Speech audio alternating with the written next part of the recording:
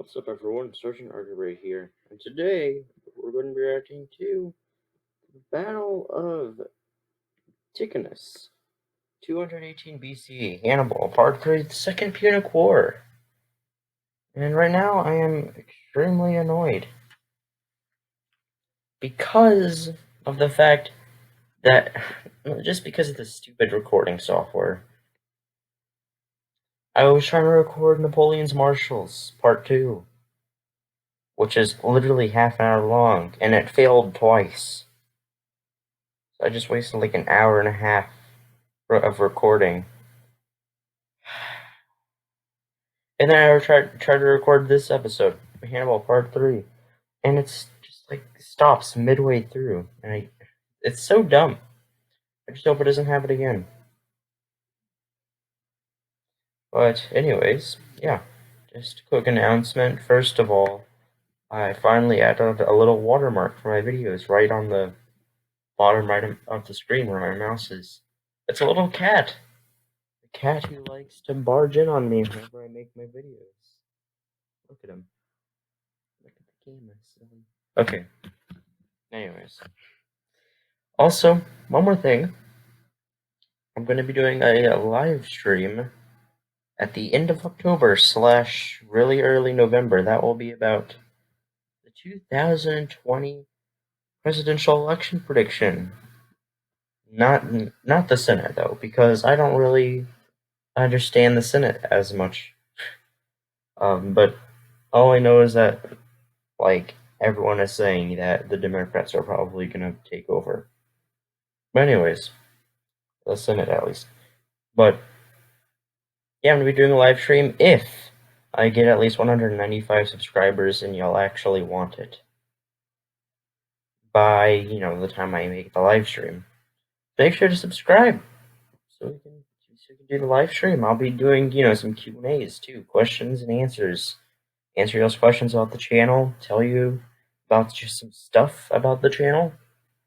Maybe have my cat as a guest on the show. Anyways, I've never really done live streams, so I'm pretty excited, as you can tell by my demeanor. Anyways, let's get started. I wasted too much time already. Oh, there was no sound. In late 218 BC, Hannibal marched his forces over the Alps. But before he can confront the Romans, he first tackles his 3 immediate priorities. He resupplies and rests his exhausted men, begins rebuilding his army by recruiting new contingents of Gallic troops from the Po Valley, as his current army is only barely equal in size to a single Roman consular army. And as soon as his troops are rested, he quickly moves to secure the loyalty of Gallic tribes. History Marsh. Hannibal, Part 3, Battle of Ticinus, I think. Or Ticinus, whatever. Aware that loyalty, or at least compliance, cannot be guaranteed by flattery and gifts alone, Hannibal asserts his authority by making an example of the Torini tribe, who resisted the Carthaginian advance. After a 3-day siege, he orders his troops to storm the main town of the Torini. All of the inhabitants, men, women and children, are massacred. That's rude. This calculated display of ruthlessness serves to show the Gallic tribes what is the price of hostility to the Carthaginian cause. That's really rude. Meanwhile, on the waves off the coast of Sicily, the Carthaginians strike the first blow. In preparation for a full... Wait, I thought the Romans are the ones who are sending troops to Carthage. Oh my gosh, if Carthage gets invaded, Rome isn't gonna have enough troops. Carthage isn't gonna have enough troops to protect their city. Full scale in... Also, it's interesting how they named their... Never mind, that was stupid. I was about to say, it's interesting how they're naming their country off of their capital, but then I realized Rome, they also named it after their capital, Rome. Invasion to take back the important port cities that they once held, their ships begin raiding strategic islands around Sicily. I'm just realizing this. It would be like really cool if all the nations in the world just named their country after their capital. Like America would be known as Washington. Canada would be known as Ottawa. Germany would be known as Berlin. I don't know. Some of the names are just a lot better than they are now. Just picturing it in my mind. In the west, the operation is successful. But further east, while raiding the Vulcan Islands, a few Carthaginian ships are blown off course in a terrible storm. Not far from the Straits of Messina, they are... Who is the person who told me everything was going right for the Carthaginians? That seems horrible. Jeez. Are eventually spotted and attacked by the Syracusan navy. Oh no.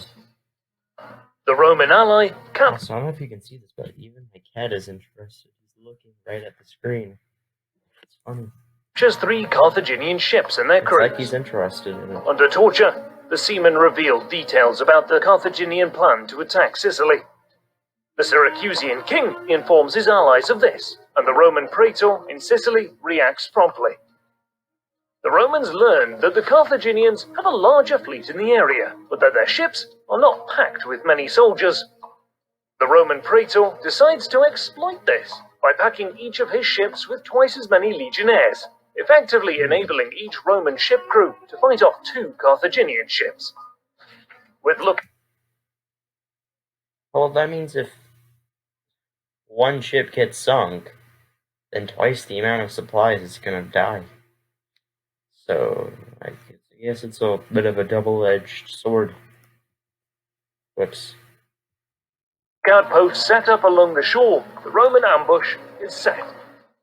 The Carthaginians close in unopposed, but as they approach their intended target, the Romans go on the offensive. They direct their ships towards one part of the Carthaginian fleet, rushing to board the enemy. In this 1v1 situation, the more numerous Roman crews overwhelm the Carthaginian ships and quickly pick them off one by one. Eventually, the Carthaginian naval attack is defeated, and their attempt to gain a foothold on the island of Sicily in 218 BC fails. No. Well, you would think that there would be some sort of... Well, because in the First Punic War, Carthage actually used to control Sicily, or at least a large part of it, I believe. So you'd think that there would be some kind of resistance to Roman occupation. I don't know, something like that. Maybe they could help the Carthaginians. By this time, Consul Tiberius Sempronius Longus arrives and launches a counter-offensive along the south coast of Sicily, and manages to capture Malta. He then turns back to intercept Carthaginian ships that are raiding the Vulcan Islands, Vibo and Brutium. But Longus's mission is cut short by news that Hannibal arrived in the Po Valley, and he gets summoned to bring his legions back north to help Scipio. Oh gosh. Meanwhile, Scipio is eager to meet Hannibal in battle. Really? Did you not hear how he just decisively destroyed a bunch of armies? Well, but then again, Hannibal's army was weakened a lot. With his 17-year-old son at his side, also named Publius, who will later become known as Scipio Africanus, Scipio crosses the river Po at Placentia and promptly continues west along the northern bank of the Po. Under his command are mostly less experienced troops, but Scipio is confident of defeating Hannibal.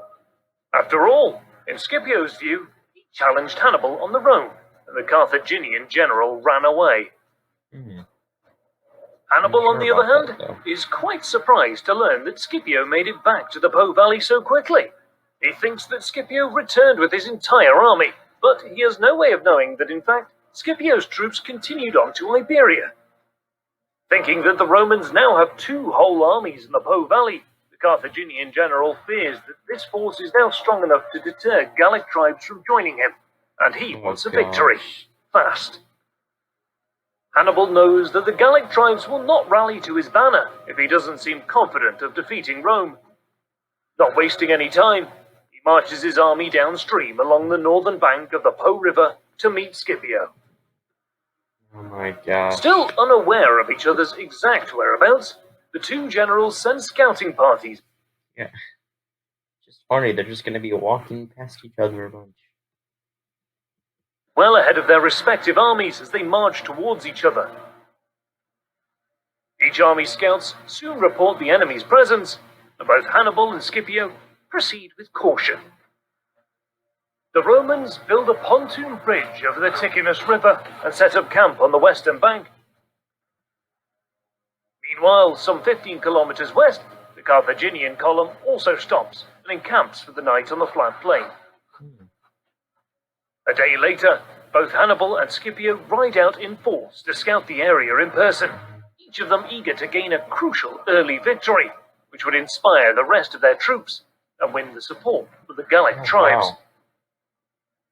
Hannibal rides with the bulk of his horsemen, while Scipio has all of his cavalry and a small force of velites with him. As the two contingents move through the flat plain, they soon spot each other because of the clouds of dust thrown up by the hooves of their horses. Both generals decide to deploy their troops for battle. Hannibal arrays his close-order Spanish cavalry in the front and forms the Numidian light cavalry in two groups behind the first line. Scipio places his velites in the front, aiming to soften up Hannibal's cavalry with javelin throws. Gallic allies form the second line, while the Roman cavalry is in reserve. Okay. As both contingents begin closing the distance, Hannibal sees that the Roman cavalry is fewer in number and makes a split-second decision not to engage in skirmishing with the Roman velites. Instead, he orders a full-blooded charge against the Roman front line. Oh. Scipio quickly responds by leading his cavalry forward as the velites withdraw through. That's not gonna work. He looks really outnumbered. Like, without his reserves, at least. The gaps to form a second line without even managing a single javelin volley due to the onrushing Carthaginians. They're too far behind. A few moments later, the cavalry clashes in the center. Oh. A fierce, bloody, static melee develops, unlike the usual mobile cavalry encounters of the time. The horses panic in the chaotic close-quarters fighting, and many horsemen dismount in order to fight more effectively on foot. Really? For a That while, was interesting. the fighting seems indecisive, but this was another ruse by Hannibal. Maybe you can, like, find somewhere to flank those troops on the side of those reserves. Waits until most of the Roman cavalry is fully committed, and then sends his Numidians on a flanking maneuver. I called it! Haha, yes. By the way, I have not watched this video before. I'm just so good at guessing, I guess. This catches the Romans totally by surprise. Velites on the flanks spot the envelope. I mean, just what did you expect at that point? Well, like, I guess the Romans didn't completely know their entire army formation, but still, like, that seems like such a weird position. Like, to have your javelin throwers like that, you know. And some of them panic and flee. The fast Numidian cavalry quickly flows around the Roman flanks. Oh, shoot! This is not going to be good. And tramples over the scattered light infantry. Oh, they're just And then the going noose right over begins them. to tighten around the Roman contingent. Oh, they're practically encircled now. In the melee, Scipio is struck down from his horse. Carthaginian troops close in to finish off the wounded general, but at the final moment, he is rescued. Oh my One god. early account of his rescue holds that a Ligurian slave saved the Roman consul, but the more popular version claims that his 17-year-old son Publius charged to rescue his father with a small group of Roman cavalry that clustered around the consul before retreating back towards the Roman camp. Oh my gosh. As word of Hannibal's victory spreads, Gallic tribes send emissaries to pledge their support. But despite their promises, the Gauls deliver little in the way of reinforcements and supplies during this early stage of the war. Come on. This forces Hannibal, whose army goes... Listen, I thought the Gauls were, like, just in France or something. I didn't know they reached, like, all the way into Italy. Or at least this part of Italy. critically low on food in late 218 BC to send a cavalry contingent to capture a Roman grain depot at Clastidium, guarded by a Roman garrison.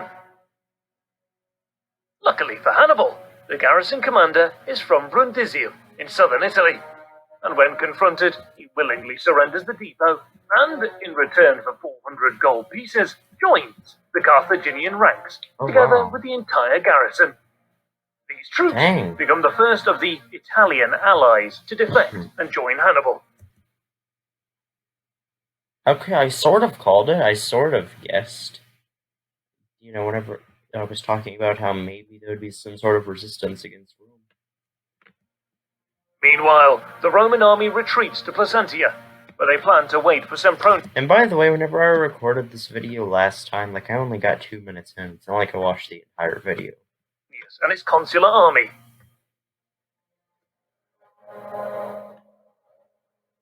Although the defeat at the Ticinus River is far from a major loss, it nevertheless reinforces the apprehension with which the Romans would view Hannibal from now on, and it sets a psychological tone which would be felt in the much larger battles to come. Yeah. But that's it? Oh no, come on. Ah. So we left off at a great victory. How long is this series? Okay, let's see. So there's part 4. Oh, this was made a whole year. This is made. This was made back in whatever it's called, September. Yes, I forgot. Why does it say? Okay, never mind. Okay, whatever. My outros are probably the worst out of any YouTuber, but anyways, thank you all for watching. Hello everyone, if you enjoyed this video, make sure to like it and subscribe to my channel, and you know, turn on the notification bell thingy. And if you didn't, then make sure to leave a thumbs down. Oh yeah, that would be greatly appreciated. And while you're at it, go ahead and watch my other videos. They're probably just as good, and if not better than this one right now. Except for my oldest videos, don't watch those. And, you know, subscribe to these people down here, my fellow sergeants. They're other YouTubers that I either know or I have in high regards. Yeah, even my cat agrees. So, thank you for watching, and have a great day.